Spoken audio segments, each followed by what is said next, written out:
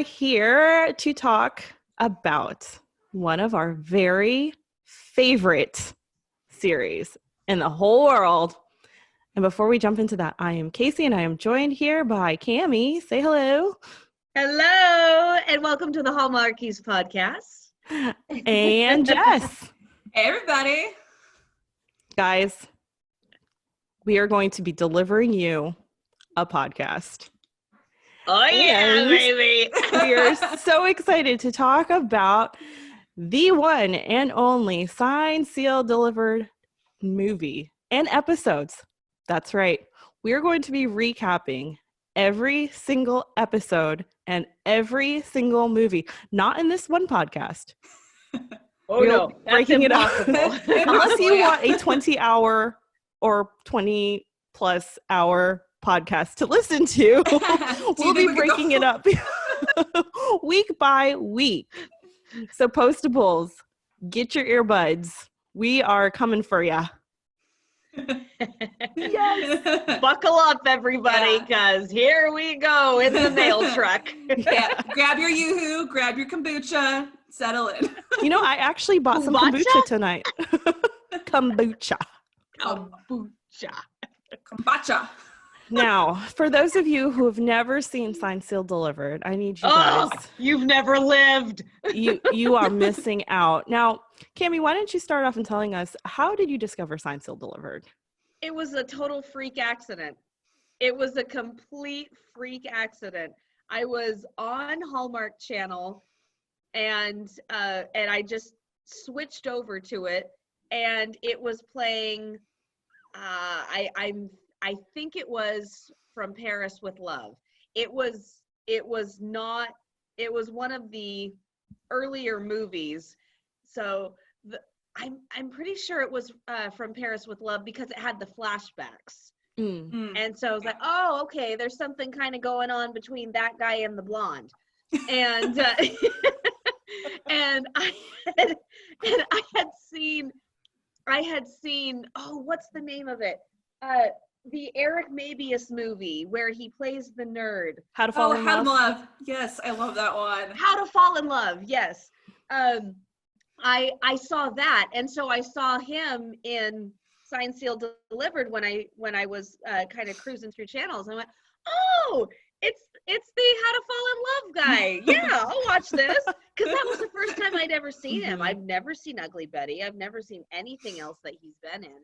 And so I was like, okay, yeah, I really liked him in that. I'll give it a shot. And I did, and I was like, oh my gosh, this is amazing. And I still remember having watched several of the movies.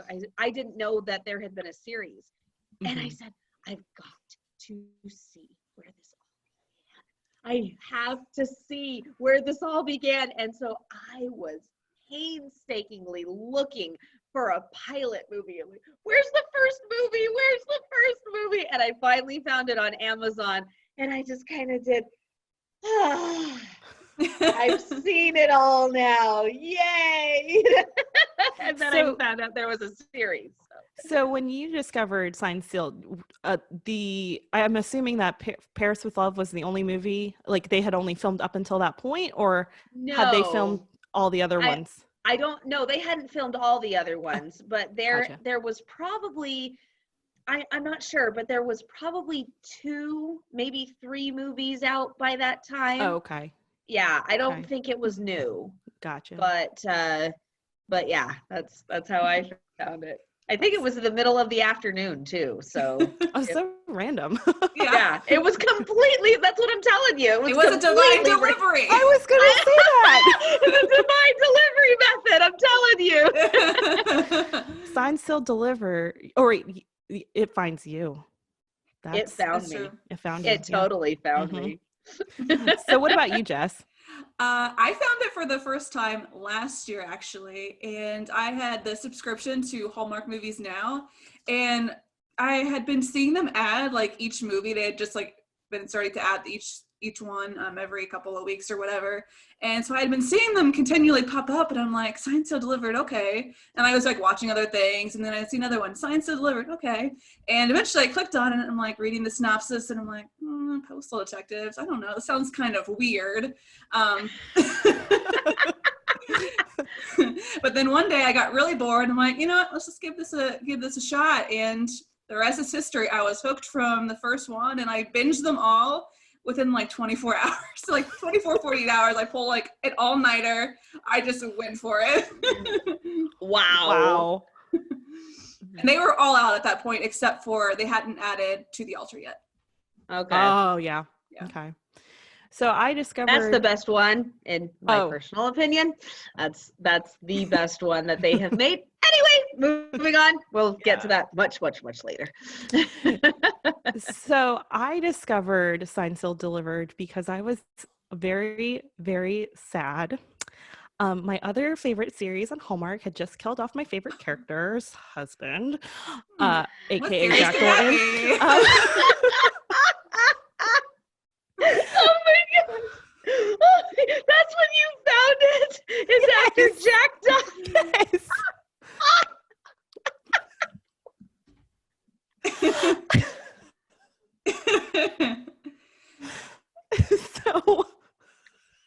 So for any new Hardies out there, if you're still really sad about Jack dying, head on over to Signed, Sealed, Delivered.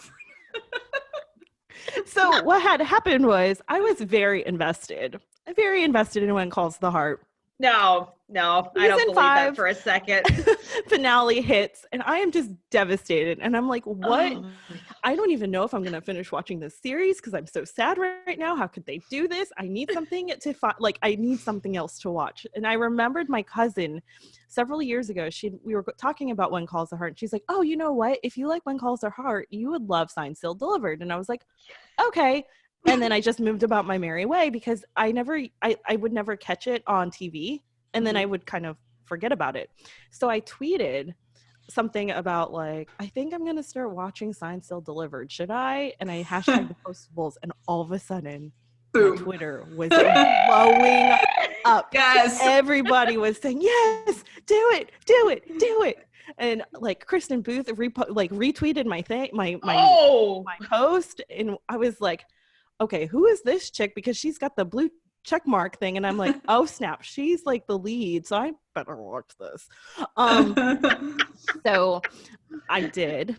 And I too found them on the Hallmark Movies Now app. And I think they only had the pilot and the series out at that time. And like Jess, I binged it in like 2 days. I was going to, slowly do, one at a time, because when I discovered When Calls the Heart, I also watched the first 2 seasons on Netflix in like 3 days.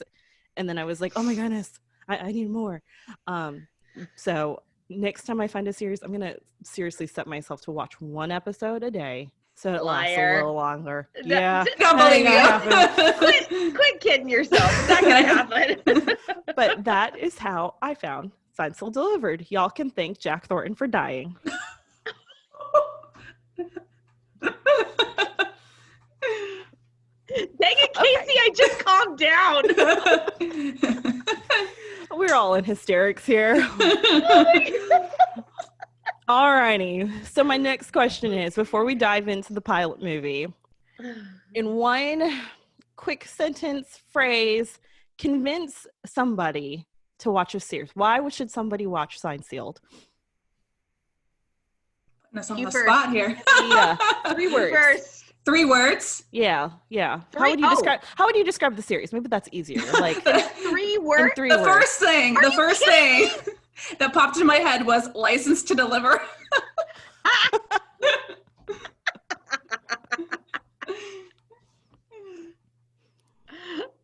Is that your final answer? For the moment, because that's all that's in my head. Okay. I'm literally the hashtags are just flooding my mind, like I love us and all that stuff. Trust the timing. Yeah. Okay. Okay. No, hold on. Interwoven. Yes. storylines Mhm. are so okay, so I would say clever, interwoven, and heartfelt. Yeah. Mhm. There we go. Yeah. I had heartwarming for one Okay, of my that works. words. Witty. Yes. Clever. Yep. And charming. Oh, I like it. so that is a good word. Mhm. That is a very good word for this series. It is so, it is Yes. so charming. All right, Jess, come on, give it up. Okay, hang on. I got this. It's hard to narrow it down to 3 words. She's sweating, Kaycee. Okay, first thing, Providence. All the faith themes, intricate, kind of like you said, all the stories that weave together. And I'm gonna say family, because not only is the Postables themselves like a family, but we as viewers become a family through watching it. For those who are just listening and don't have the visual, I'm actually wearing my Postable shirt. You have your Postable shirt on. Postable shirt. I got a little owl nearby. You got an owl. So you gear up because you're a family, and that's really what it is.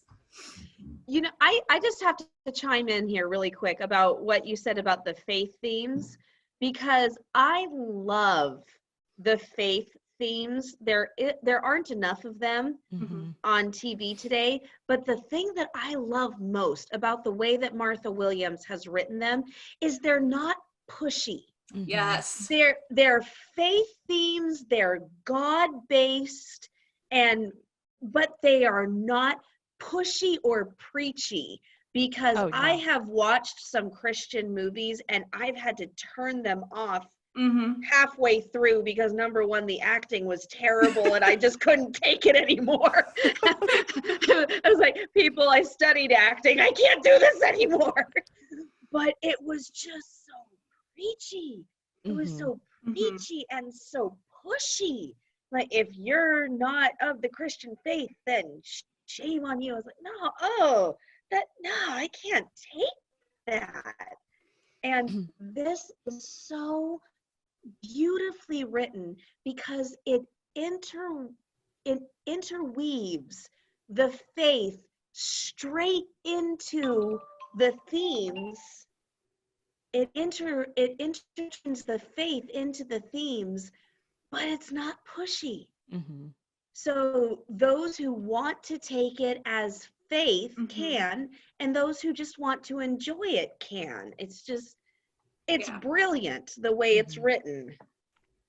Yeah, I agree 100%.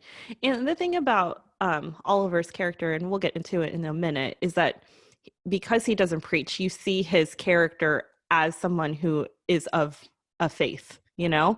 And so you kind of just see him in a daily life setting acting out on his faith. He doesn't need to preach it.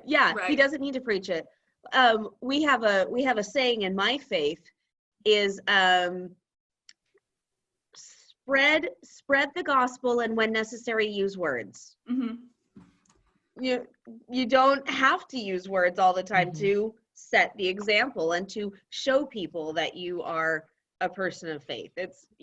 Absolutely. Eric Mavius is genius at doing that, and then Martha with the writing is amazing.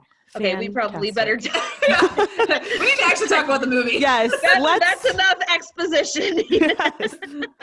All right, let's dive into the movie, the pilot. What do you guys want to give your initial reactions, or would you guys like to just dive right in? Let's dive in. Yeah, let's dive in.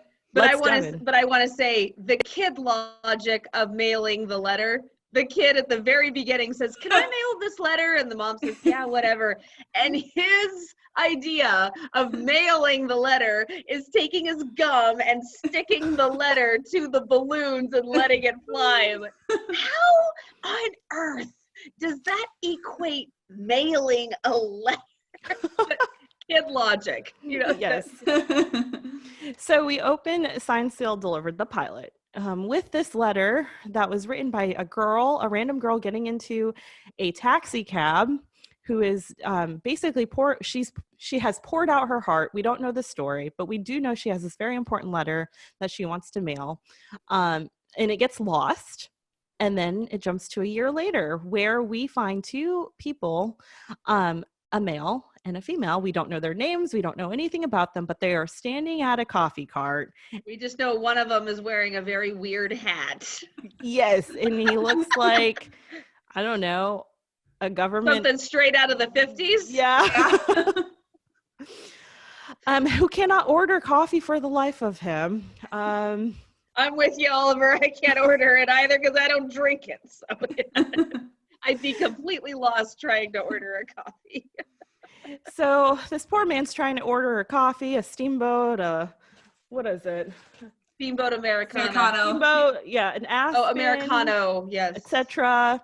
The lady behind him, she's blonde, she's cute, is basically very impatient because she's about to be late to her job, her new job, and offers to pay for the coffee. And nothing's thought of it until we skip to the next scene, and lo and behold, they meet again. What do you guys think about the first couple scenes with what we now know as Shane McInerney, who is she's the technical consultant who is supposed to be going to direct line operations, but has been accidentally moved to the dead letter office. He's obviously very techie, and Oliver is obviously not. Yeah, we first get a very clear sense that they're two very different people, and I love that they kind of get that nice banter going kind of from the get-go, especially like when they see each other again. They have that little line about theoretically from back at the coffee cart. That down. Yeah. When they saw the bloggers or whoever, people on their phone and laptop, and they're like, are they paid? Well, theoretically. Or they have jobs or something. Yeah. Do they actually have jobs? Well, theoretically. Yeah. And then you two know each other? Theoretically. And I had to laugh when she called him Mr. Steamboat. Yeah. I thought when I saw that, I thought she was going to call him Mr. Steamy. And I was like, oh my goodness. And then she said Steamboat. And I was like, oh, okay, the coffee thing. I gotcha. But go ahead. Oh, okay. I really think that it established their characters really well. You know, you immediately see that Oliver is a man of words. He really, you see that he's very formal and he's stuck in the 20th century. And then you see Little Miss rushed and, just always in a hurry on the phone. And, excuse me, can I just, while you're reminiscing, can I make my order? I'll even pay for your coffee. I'm late for my new job. She just, and he's the complete opposite. He takes his time. It's a journey. And that's one thing he says later is this is a journey. And you realize that even if it's subconsciously, you realize that that's the way he feels in the first 5 minutes that you see him. I mean, just the first thing that you hear him say in the narrative, sometimes I wonder who mailed the first letter. Mm-hmm. I mean, who does that? Who does that except somebody who is very philosophical? Mm-hmm. So, yeah. Yeah. It's so funny because, I mean, I've seen this movie a million times by now, but this time, at first glance, you see Shane and Oliver as very different, but throughout the movie, you actually realize how similar they are in the fact that they're both so smart. I mean, true. Oliver, he's quoting Shakespeare, and then Shane is quoting it back to him, and you'll catch those little references. And I don't quote Shakespeare in my daily life. I mean, Nope. do y'all? What's No. wrong with you? A rose by any other name may sound as sweet. Won't sound as You sweet. did it wrong. See? You did it see? wrong. You butchered it. This is why I am not philosophical. Yeah, careful. You got a theater major in the mix here. Yeah. So we're not just introduced to Shane and Oliver. We're also introduced to Oliver's employees, team. What do you want to call them? Teammates? Team. We have Norman and dear sweet Rita. Oh, clueless Norman and darling Rita. Rita has the memory of like An elephant? none other. Yes, she's got a photographic memory, and Norman can be a contestant on Jeopardy because he just spouts out these random quotes at the most inappropriate times. But bless him. Bless him. And I think for me, when I first was drawn into the series, because usually when I'm watching a new movie for the first time, it's the first 20 minutes that are make or break for me.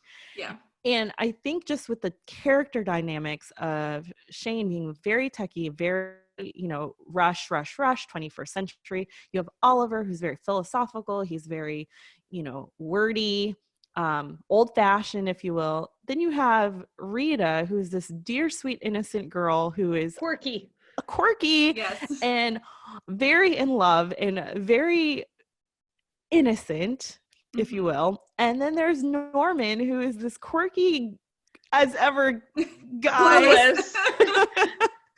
Very clueless, very, I don't know. I think the best word is quirky for him in this season or this movie. And I just love how all the different characters bring such a unique dynamic that I've not seen before in television. Yeah, I was just thinking that exact same thing. They're not your typical characters. Shane might be the most like that kind of common type of character you would normally see in a show, but the other ones are very unique. They are quirky, as you said, but it still works. They still have that great dynamic that really does work and that we still enjoy, even though they're not our usual cookie cutter characters. Yeah. Well, and you see them moving through the office like a well-oiled machine.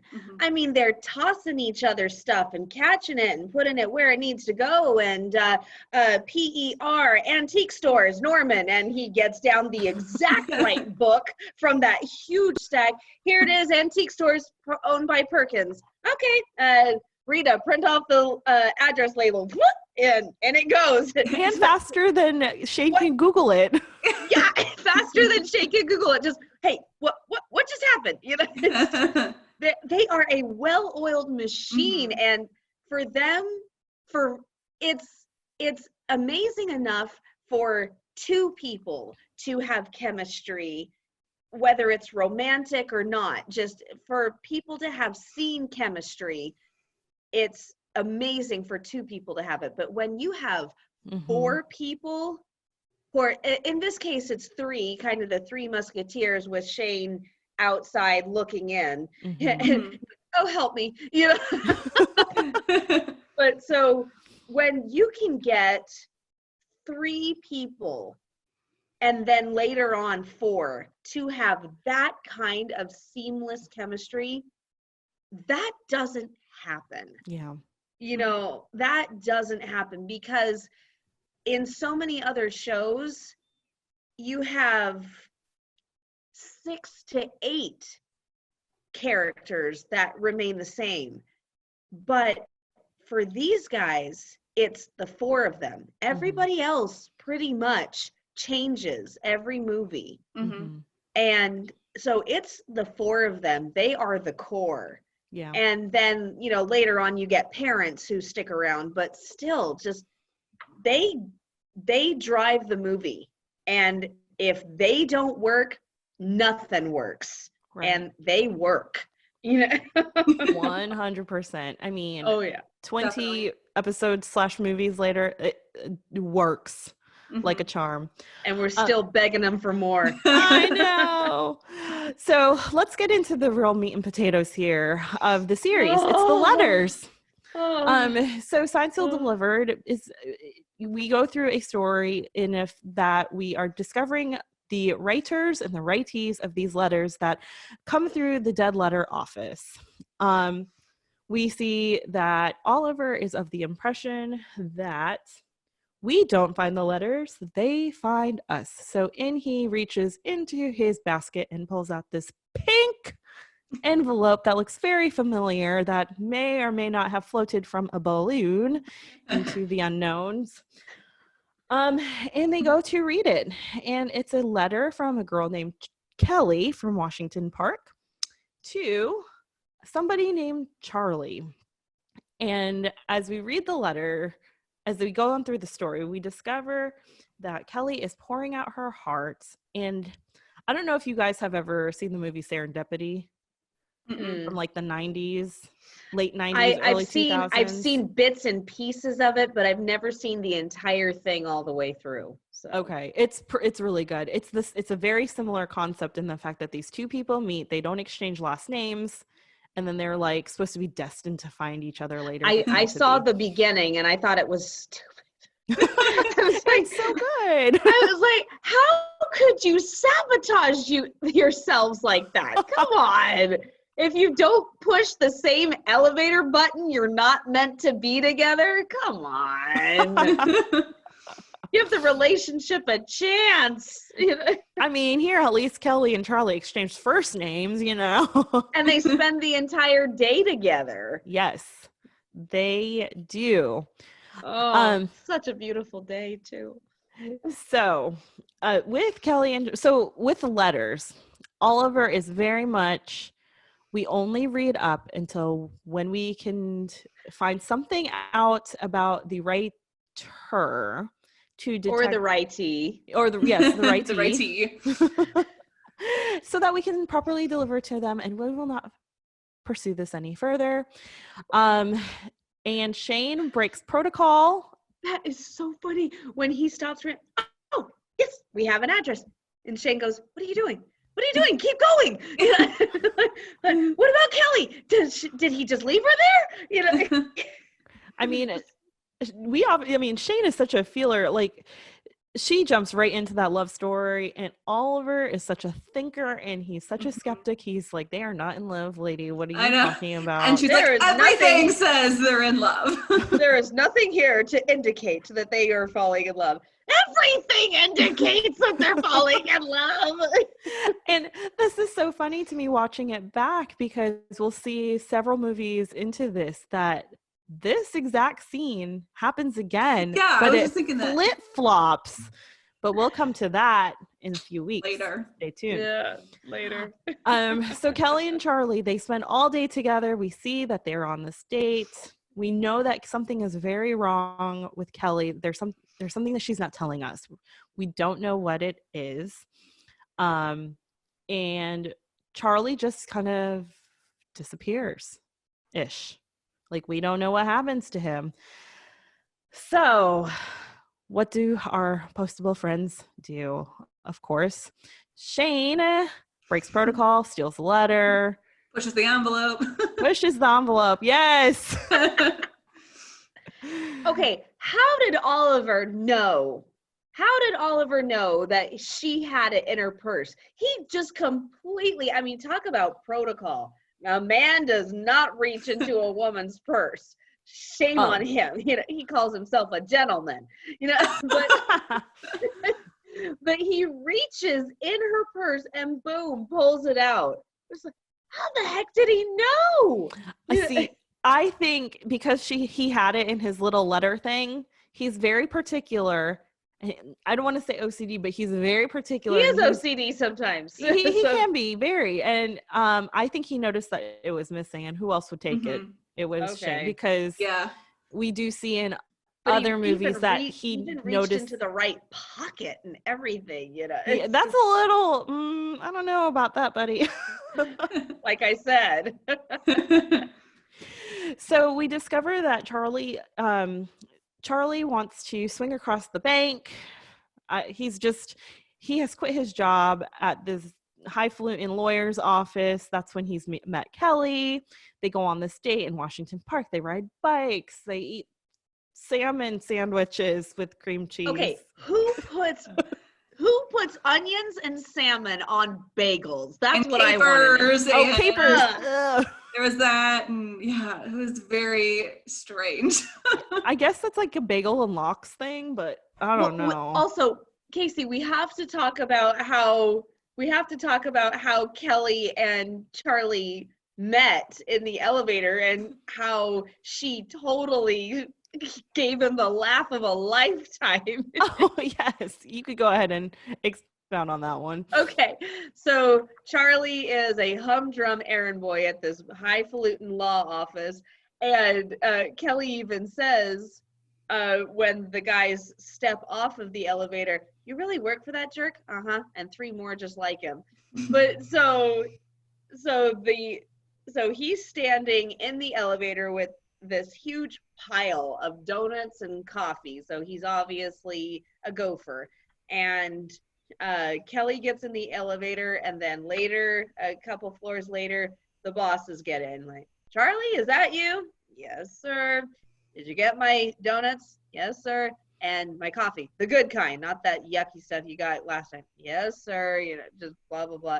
Then, "Oh, and Charlie, the new VP's coming. So, you know, I hear she likes her donuts, so she's probably a pig." And then Kelly, without even missing a beat, because the whole time that he's talking very demeaningly to Charlie, you can see her just rolling her eyes and getting more and more frustrated that somebody would actually talk to somebody else like this. And so she, without even missing a beat, she says, "Actually, I prefer bagels, but I can buy my own, right, Charlie?" And the doors close, and the guy just goes, and the elevator doors close, and the 2 of them just burst out laughing, which is awesome. Can I just say really quick, these 2 had such amazing chemistry. And the way that they played it, Ben Hollingsworth plays the boy next door, best friend, so well. So well. And he does it in so many Hallmark movies. And, you know, that huge hiatus that he took between whatever the last one was and God Wink Christmas. I was like, that's too long, Ben. We needed you. We needed you more. But at least he came back for God Wink Christmas. Anyway, so they had this incredible chemistry where they had just the right amount of attraction for 2 people who had met that day. But the attraction was obviously instant. And he, you know, he said his little one-liners every once in a while to just show how interested he was and how attracted he was to her. But he also did it very playfully. You know, it just, they were so good. They were so cute. I think my favorite line in the elevator was when he was like, "So you're the new VP?" And she's like, "Do I look like the new VP?" "No." She's wearing like a sundress. Yeah. A cardigan. "Do I look like the new VP?" "No, you look beautiful." Oh, I mean, oh, these 2.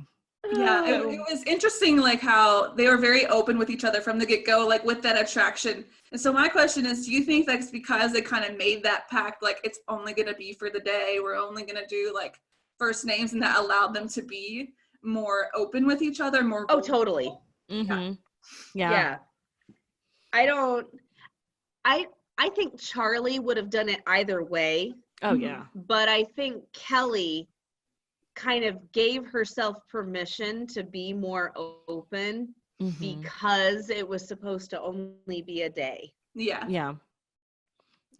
because they just like went for it. They're like, let's do this, and had the perfect day. And Yeah, it's great. Yeah. But we could get married.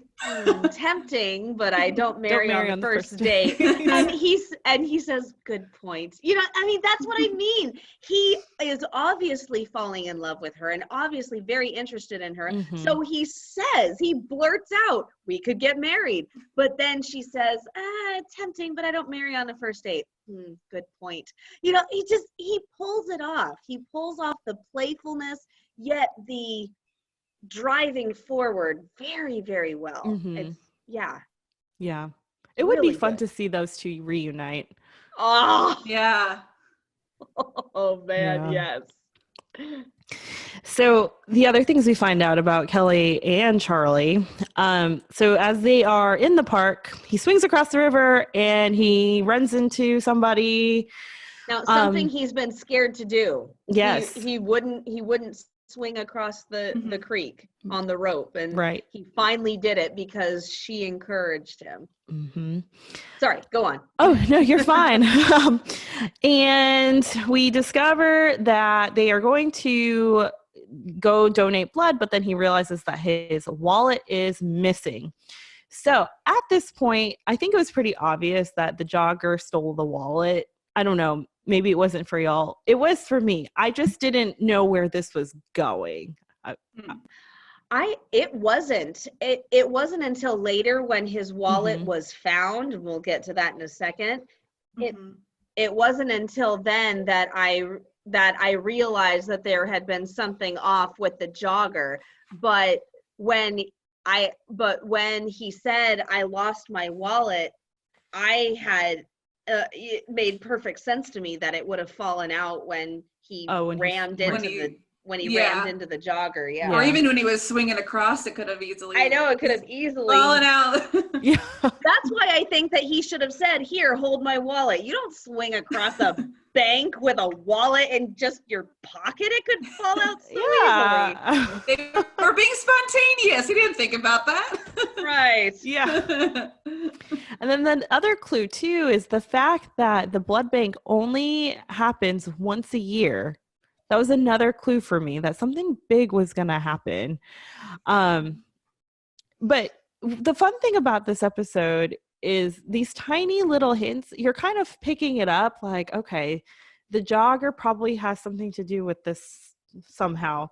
The fact that they mentioned that the blood bank only happens once a year also has something to do with this. And so for me, I was picking up these little clues, but my mind was like, I can't predict anything. Like usually a Hallmark movie or a Hallmark series, I can usually predict what's going to happen. Right. Like there's the formula. It happens. But with this series, I was like, oh my goodness, what's wrong with Kelly?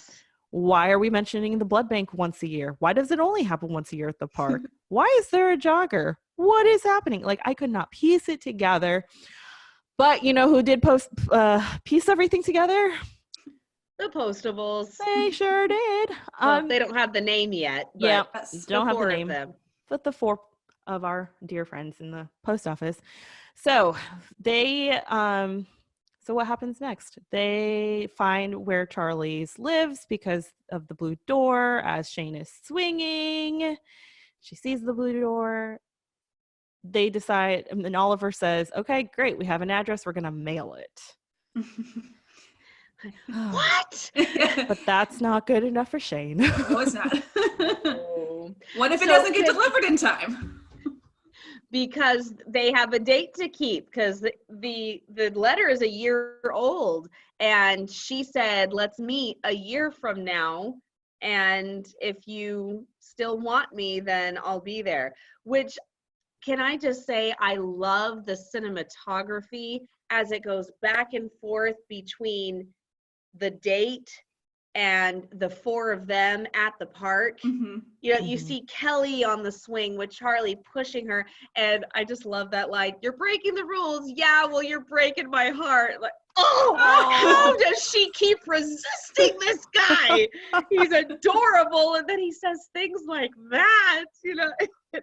And right before that, he says, I don't think I could do anything without you, Kelly. And he kisses her. And it's not the last 5 seconds, which I love. I love it. I love it. I love it. Anyway, okay, moving on. So, but just, it's Kelly on the swing with Charlie pushing her, and then all of a sudden it's Shane on the swing looking for the blue gate and the flag with Oliver pushing her. It is great cinematography and Yeah. awesome angles and shots. It was a very seamless transition. Like it was just yes, very seamless. That's a Yes. good word for it.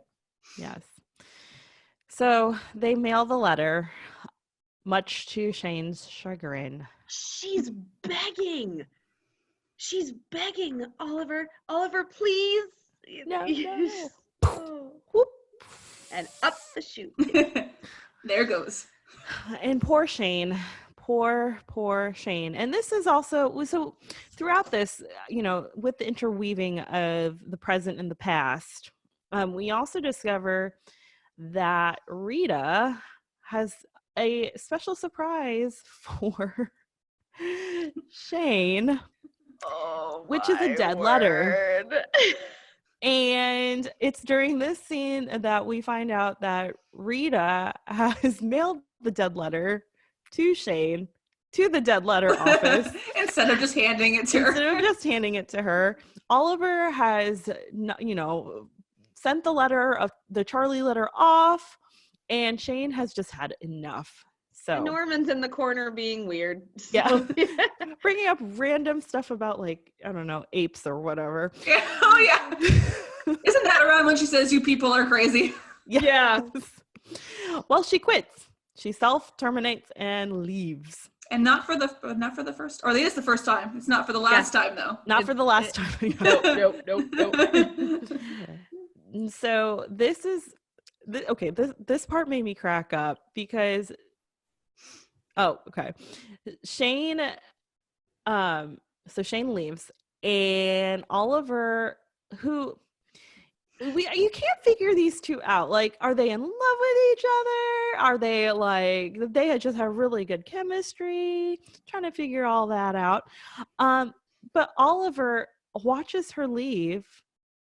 Shane, come back, Shane. That line. There's that line Which again. is a 1950s movie. It is very old. I don't know, I mean, of all the movies to pick to reference, I'm like, okay, can you pick anything more obscure? But whatever. Well, he uses his 13 weeks and 6 days, since he has all that PTO time built up, and he uses a few minutes to go after Shane. And for me, I just love this because it shows just there's a connection between the two. Like I said earlier, they are so different. You don't know what kind, but there is a connection. There is a connection. It's very, I don't want to use the word strange, but it is strange because they're so opposite. Right. And they've just met. I mean, they don't really know each other that long to where you kind of get those feelings about one another and that intuition. Right. No. Well, and at this point, Oliver's a married man. That's true. We don't know that though. Right. Well, you kind of know that because you see the ring, but if you're not looking for it. Not explicitly, we've been told it with words. Yeah. So long story short, we find out that Charlie's in jail. So Shane is again pushing the envelope and by confiscating the letter. Yes, confiscating the letter. She intercepts at the point of delivery. Point of delivery. High five, Jess. And Oliver is watching all of this because he knows that she has gone to see the letter delivered, to see Charlie's face. And he factored in 10 minutes of aimless wandering. I love that. Seriously, he totally calculated everything in his head. And brought her a coffee. Yes. The right kind. Yes. Her Aspen skinny vanilla latte or since the yellow coffee is swill. Yes. So Shane has now taken it upon herself to rescue Charlie from jail. Yeah. We're like halfway. We are 50 minutes in and we are like halfway done with this movie. No, we can do this. We can do this. We're good. Yeah. Okay. So they find the lawyer, Jerry Polkovich. Ugh. He was a character.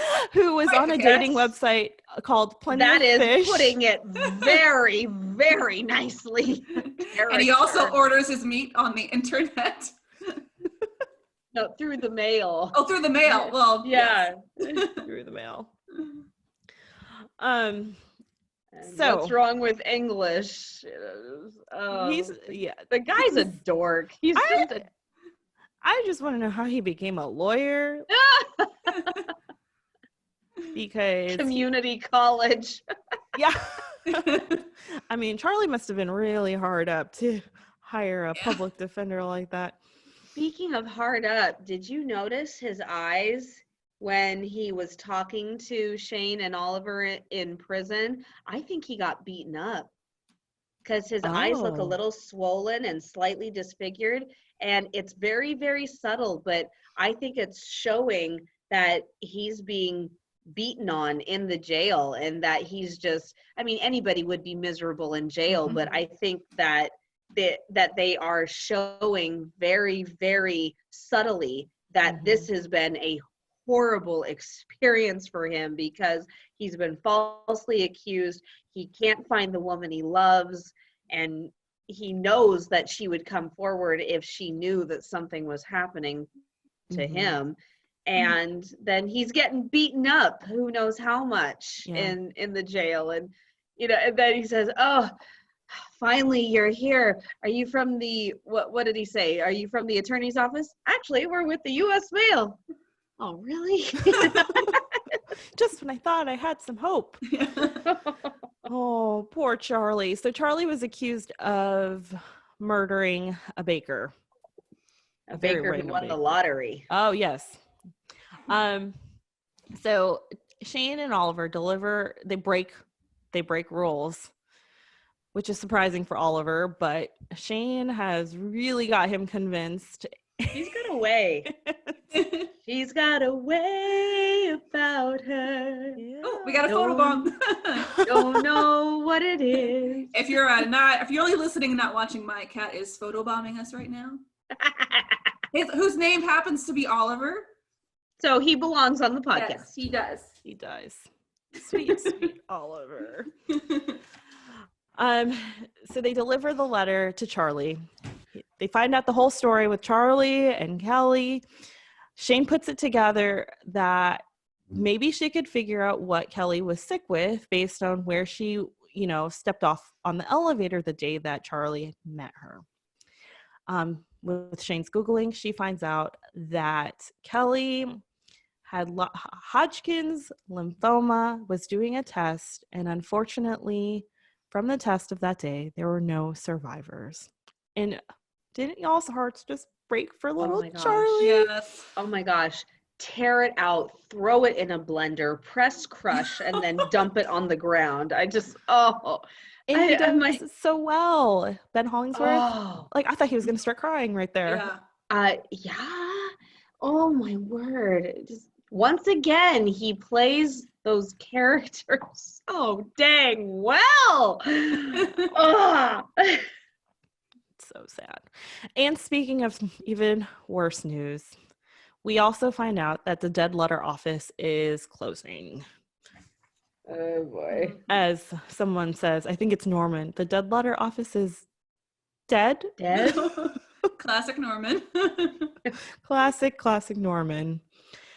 So the four go to the mailbox bar. Does it have a name? The postal bar. I think it was just called the postal bar. It said pub and restaurant. Yeah. And Rita asked Norman to dance, and he's like, no. Can we just play shuffleboard instead? The most random thing. Who replaces dancing with shuffleboard? Also, what kind of bar has shuffleboard in it? That's a good point. Like pool table, sure. Shuffleboard. Okay. Yeah. And this is where we really find out a lot more about Oliver and his wife. Past. Mm-hmm. So we find out that 2 years prior, he was at the Postal Museum and his wife leaves him there. She has no name. We do not know who Mrs. Oliver is.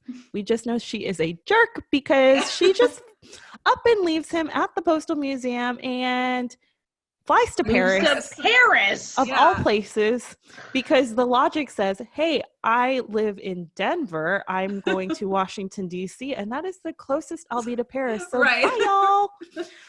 Okay. I mean, and she does not say a word to him. He's about to call the police. Right. He's about to call the police and report her missing when he sees the voicemail. when he sees the flashing red light of the message. And I just went, who does that? I mean, what kind of never mind. We're not going to get into that because I have too many words for her that I will not allow myself to say. We'll have a whole movie for that later. We will. Exactly. We will. We'll get into that in From Paris with Love. Yeah. But I thought this is another heartbreaking line when he says, I believe in keeping promises. This is after Shane asks, haven't you waited for her long enough? Mm-hmm. He says, I believe in keeping promises. After all, I am a gentleman. Mm-hmm. And I was like, oh. And what's interesting in this scene is just how open and vulnerable he is, because it's not like Oliver to just, let's talk about my personal history. And there wasn't really anything that prompted that story. So I think it's really interesting that he is the first one who is open and shares about his wife before, because right after Shane opens up and shares about her dad, but I'm surprised that Oliver was the one who did it first. I thought that was really interesting. Oliver kind of prodded her. Yes, he did. Oliver prodded her and asked about the card and that she has carrying around that Rita mailed to her. In the DLO. DLO. Yes. So we find out from Shane that her dad left when she was 10, and every birthday he'd promised to visit or something, but instead he would just send a card with $20. And then I remember my first reaction to this was like, there's another connection here. It's very subtle, but like they both know what it's like to wait for someone who never comes. Yes. And that's just so sad. Yeah. Which ties in again too with Charlie and his situation of, or one waiting. of them, Kelly, or whoever gets there first would be waiting for the other one. Yeah. And that's why she doesn't want to let it happen. Yeah. So this is when Shane has a realization that I love this realization. Life is short. Life is short. Kelly has set up a website with all the pictures she took from that day with Charlie and the Bloodmobile bank that only happens in the park once a year. So they can prove that he didn't murder the baker. Because somehow his wallet ended up on the floor of the bakery where the baker was murdered. Who did that? Who did that indeed? So they see the jogger did it, and somehow they figure out that it's the baker's cousin. Very quickly. Who inherited all the money. So I think this was another one of my favorite scenes is when they intercept the lawyer at the golf club. With the old 20s music playing in the background while they're chasing him. It's just, it's beautiful. And I just want to know from the cast, like, how fast was Eric Mabius driving that thing? Because it was just like they're like hanging on. And can this thing go any faster? No, I'm trying. So we see that Charlie is released. Thank goodness. Dear sweet Charlie is released. He can go to the bridge and commemorate Kelly on the date of and they go with anniversary. Him. They do go with him. We have to talk before we get to there. We have to talk about Oliver's speech that he makes while they're waiting for Charlie to be released. How he hang on. He talks about his faith and that Shane has faith too. Again, showing how they're very similar. And she's like, "What could possibly give you any indication that I believe in God and redemption?" And then he has that beautiful speech, which Eric Mabius is like the king of speeches. He does it so well. Yes. And he says, "Well, if you don't, you should throw that card away right now. Go ahead. Yet it's still in there in your purse. You're hoping there's redemption in there. You're hoping that there's something more than $20 in that envelope. You're hoping that when you finally have the courage to trust that your father never stopped loving you, and you tear open that pain you've been carrying around, There's forgiveness inside, and hope like that, my dear Shane, is what faith is about. And it's like, okay. And he calls her Shane and not Miss McInerney. And not Cheryl. And not Cheryl. Cheryl. What the heck? Who renames somebody? I know. I'm gonna call you Cheryl. Okay. Yeah. Yes. But you're right. Eric Mabius is definitely the king of speeches for sure. And going back to that, for the listeners who's never seen what Signed, Sealed, Delivered, Shane admits in the scene that she had always been a rule follower all her life, never had a speeding ticket, never broke the rules or anything. But when she visits her dad in the hospital, her dad's very sick. They told her visiting hours were over, and she said, okay, great, I'll come back in the morning. But unfortunately, her father had passed in the middle of the night, and she never got to make amends with him. So very sad. Very, very sad. So they escort Charlie to the bridge. We literally have 7 minutes left in this movie. And they give him a postables care package, which I think is so cute. They give him bagels, and they give the him sewing kit, and they give him the sewing kit and the pictures that they printed from the website. It's just, you got a little care package for Charlie to take to the bridge to commemorate the day. But that is so sweet, because he literally just got out of jail and he has nothing, right? But at least he can have his memories. And so at this point in the movie, when y'all watched it for the first time, what were your feelings? Was that it? Did you have any last hope, or? No, I said, well, they solved it and he's out of jail. Jess, what about you? I don't really remember, but I think I must have had a little, because I don't remember feeling really down at that moment. And they didn't really leave us hanging for too long. It was pretty quick once he got released. So we weren't tortured for very long. Yeah. Well, I remember thinking that Kelly was dead. She was definitely gone. For sure. Yeah. 7 minutes in, there's no time for anybody to make a surprise appearance. But I was completely wrong, because we see this girl riding some chick does a pass on a bicycle, and then we see the postables watch her.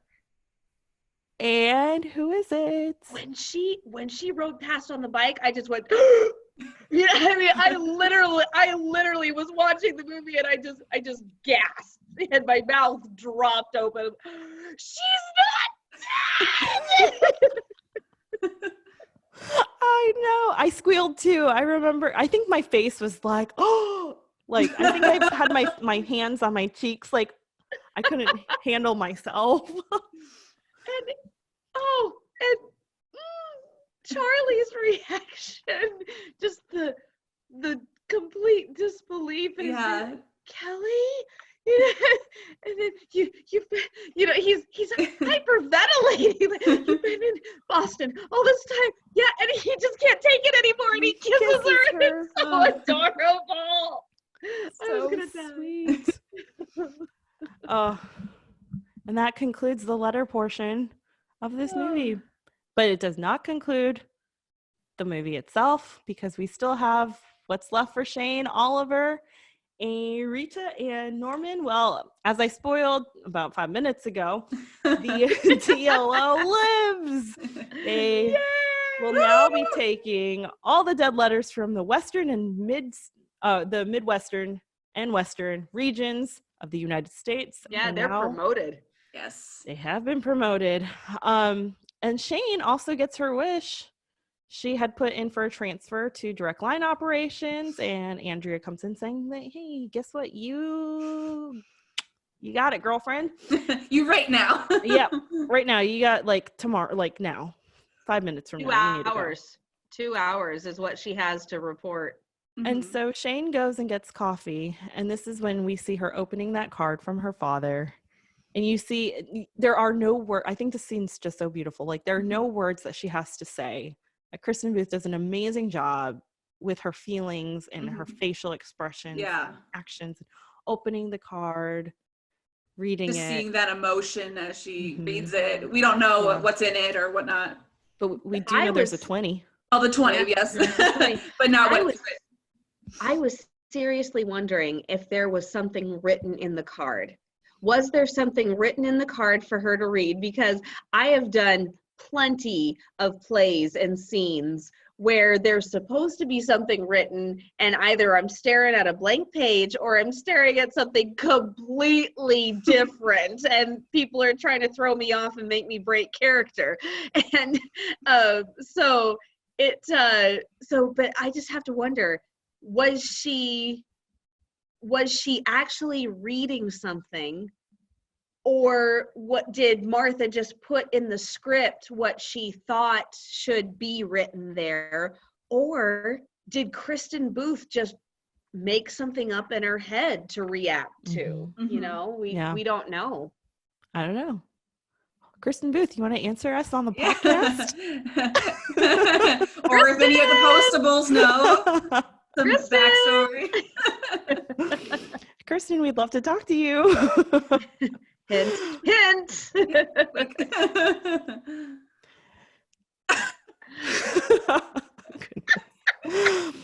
Very subtle, All right. very subtle. Kaycee. Yes, very subtle. Very subtle. I have a very subtle wink. Well, Shane returns to the DLO with 4 cups of coffee, and she says, let's get to it, guys. We have lots of mail to open. And Oliver says, well, this was very sweet of you. I've found an extra $20 in my purse. And so he knew immediately that she had opened the card. Very Yeah, sweet. very Yes. sweet. Very sweet. And that is pilot movie, Signed, Sealed, Delivered, #1. Which we Beginning of obviously, all of our obsessions. which we obviously can't stand. You know, we obviously hated this movie. Oh, yes. All right. I'm going to do 3 quick questions. First Okay. one, answer. Who is Norman a direct descendant of? George Washington's accountant. Very good. Ding, ding, ding. What kind of donut did Charlie's boss want? Ugh. Sprinkles? I don't remember. I don't remember. Postables? Do y'all remember? I would really want to know if they know. It was a cinnamon cruller. Oh, Mhm. right. Or crawler or something. Yes. Yep. Okay. And then Yeah, my yeah. last question here, Andrea. We didn't really touch much on Andrea, but she was the jerk boss, or Jerk boss. something like that. Even though Oliver's grade level is higher than hers, Yes. which means he makes way more money than she does. But she has the right to confiscate his coffee. I don't really know There's a about lot of that. logic there. Lots of Yeah. logic. But 2 questions for her. What year was Andrea Miss Special Delivery, and what song did she sing as her talent? Climb every mountain. Oh, Cammy's got that one. She sang Climb Every Mountain. 1970 something. Yes? No. Was You're it- Was it in the 20 years 2000s? off. No. It was 19 something. I know it was. I thought it was 2000 something. No. It's definitely not 2000 something. But you're Okay. pretty close. I would say you're closer to 1970. 90s? All right. 80s? It was 1999. 1999. I was almost there. Whoopsie. 1999. Oh, and one more, because this one's Daphne really Zunica's not that old. no, she's not.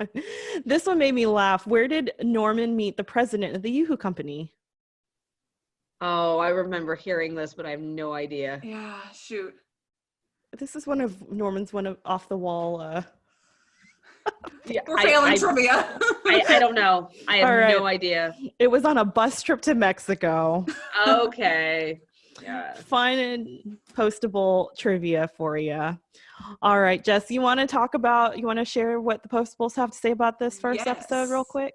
Yes, I posted asking the postables what their favorite either moments or lines from the pilot movie were. And here are some of the responses. We have Mary Beth, who said, so when Shane left the DLO saying she was gonna go get coffee or whatever, and Oliver follows her. Rita's like, oh, that's so sweet. He followed her. And then Norman's like, followed her what? Like, completely clueless. See, our friend Fatula also said the speech, the one that I read, that speech, and talking about, what the faith. Diane said, Oliver, are you in or are you out? Which I also really love that line. Mm-hmm. And then Daylin said the theoretically lines. She posted some of those little clips from when they said theoretically in the beginning. Yeah. So, yeah. So fun. So fun. Well, this has been such a blast talking about, again, like I said, one of the greatest series on Hallmark ever. Yeah. So we will be recapping the episodes week by week. And then we'll get into the movies when the series, quote unquote, ends. And then hopefully by that time, since it'll be there's 20 of these things, 20 weeks, we'll have some news about postable movie number Whatever. 11, 12, the one after To the Altar that we have all been waiting for since 2018. We gotta see Shane and Oliver get married at the very least. At the very least, please. We need a few more movies. Yeah, I agree. More. And we've had a very, very long hiatus. So. Very long hiatus. Mm-hmm. We are all looking forward to it. So thanks for listening. You can find all of us at the Hallmarkies Pod on Twitter, Instagram. You can follow me at Hallmark My Words on Twitter. Cami?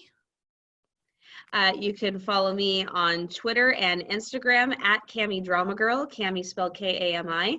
On Facebook, I have the Hooked Hardy Facebook page, and my blog is hookedhardy.com. And yes, I do cover postable material on the blog sometimes because there are crossover actors from One Calls the Heart to Signed, Sealed, Delivered.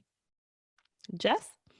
You can find me on Twitter at jmbossy, B-O-S-S-E 77. On Instagram, I'm Jess BSW blog, or you can check out my website, beneathstillwaters.com. Awesome. And if you like this episode, let us know. And if you're postable, we have special merch for you in our store. You can find the link there on our Twitter handle or on Instagram as well. Well, this has been so much fun delivering a podcast. Deliver me a podcast. Deliver me a podcast. Name of our segment here with the Postables. All right. Have a great one. Bye. Write a letter.